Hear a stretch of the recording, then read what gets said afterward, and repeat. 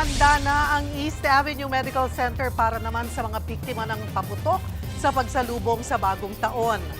At live mula sa East Avenue Medical Center, nasa frontline ng balitang yan si Mayan Los Baños. Mayan, may mga isinugod na bang naputukan dyan?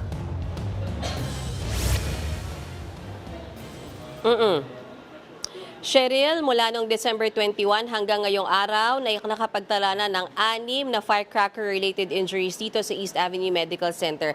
Mababa yan kumpara noong nakaraang taon sa parehas na panahon dahil noong 2024, from December 21 to December 31 ay 12 yung kaso. Pero ngayon, nasa 6 lang. Gayunpaman, hindi pa kampante yung mga doktor dito sa East Avenue Medical Center at handang-handa na gamutin kung sino man yung medyo mamalasing tatamaan ng paputok sa pagsalubong sa bagong taon.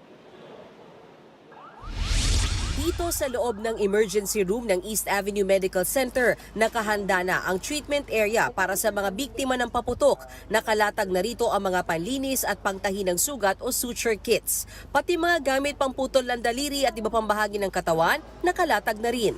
Ito yung mga pwedeng gamitin, and also we have the giggly wire na pamputol ng buto mismo. So parang saw siya. Okay. Kung alam niyo yung parang dental floss, parang ganun yung action para maputol yung buto. Okay. Tapos meron pa yung mga hammer. So parang ano po tayo, para silang karpintero, no? May hammer, may bone file. Payo ng mga doktor, oras na masabugan ng paputok, linisin muna ang sugat ng tubig at sabon at ibalot sa malinis na towel. Matapos niyan, isugod na sa pinakamalapit na ospital ang biktima para hindi na lumala ang impeksyong maaring idulot ng pulbura.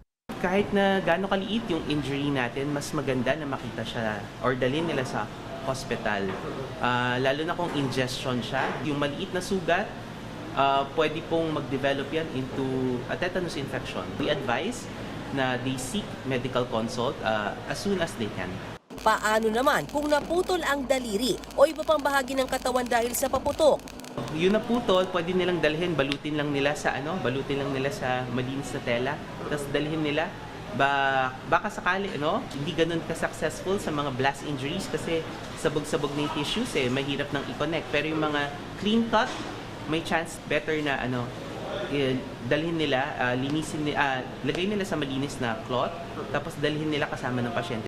Sa tala ng pamunuan ng ospital, aabot sa 6 ang firecracker-related injuries sa sinugod dito simula December 21. 4 dyan ang bata, 2 ang matanda, 2 ang pinutulan ng bahagi ng daliri dahil sa quitis at whistle bomb. May ilan ding tinamaan ng piccolo, 5-star at 3-star. Pero mas mababa ang bilang ng biktima ng paputok ngayon kumpara sa 12 noong 2024 sa parehas na panahon.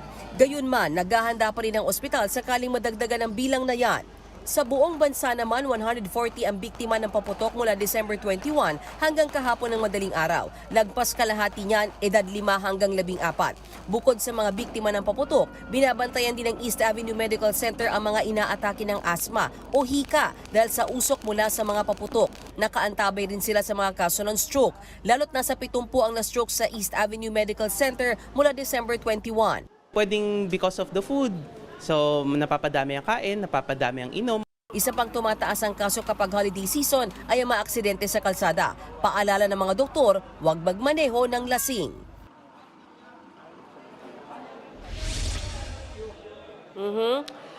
At ang paulit-ulit nga na pakiusap ng mga doktor dito sa East Avenue Medical Center, pwede naman po tayo mag-celebrate ng walang paputok, mag-ingay, kaldero, torotot para iwas lang po sa disgrasya. At umaasa nga sila na sana wag nang madagdagan yung mababang tala na yan ng mga tinamaan ng paputok dahil kung hindi, mapapagod itong mga doktor at nurse na nasa aking likuran mula dito sa East Avenue Medical Center. Buwabati kami ng Happy New Year! Hindi nila makakasama ang kanilang mga pamilya, Cheryl, dahil naka-duty sila dito magdamag hanggang bukas. So Happy New Year mula dito at para sa ating mga tao dyan sa studio at sa ating mga kapatid na nanonood. Balik sa inyo.